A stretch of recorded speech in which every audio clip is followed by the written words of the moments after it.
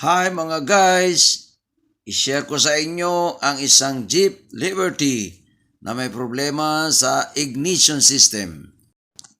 Huwag nyo lamang kalimutan mag-subscribe at mag-like sa aking channel. Salamat po! Ang problema nito, itong sasakyan na to, ayan, ang ignition switch na yan. Naputol yung pinakakapiraso sa may ignition key cylinder. Aluminum siya, pero special metal, so naputol yung pinakadulo. Yung pinaka-metal nito, hindi siya aluminum, zinc, na madali siyang maputol. Yung dulo na yan, na naka-encircle, madaling naputol yan.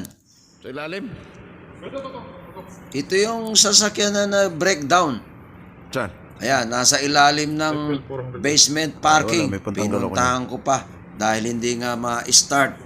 Kung matanggal ko yung ignition system niya, Pangkalahatan. tinawag nga sa akin dahil hindi raw mapihit yung susian. Ayan yung ignition system niya. Dinismantle ko sa ilalim ng basement parking. Meron naman akong gamit. Ngayon, pwede mong i-start kapag natanggal ko na yung pagkakaputol ng maliit na yan. Yan. Naputol yan. Diyan sa may dulo.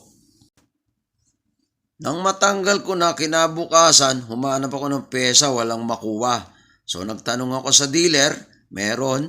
Kaya lang, o-order pa at ang presyo ay $1,100. Akalain mo yun, napakamahal. Assembly, walang available na maliit na parts.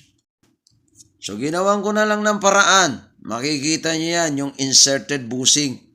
Dahil yan, diyan ko ginawa ng paraan. Nagpamasin shop ako. Sinabi ko kung dapat niyang gawin at nilagyan ko ng pin. Makikita niyo, merong pin yan. Para hindi siya umikot. Ang pin na yan ay pinaka-stopper. So, sinabihan ko lang yung may-ari na maghintay-hintay dahil wala tayong makuha parts. So, gagawin ko lang ng paraan. Ayan.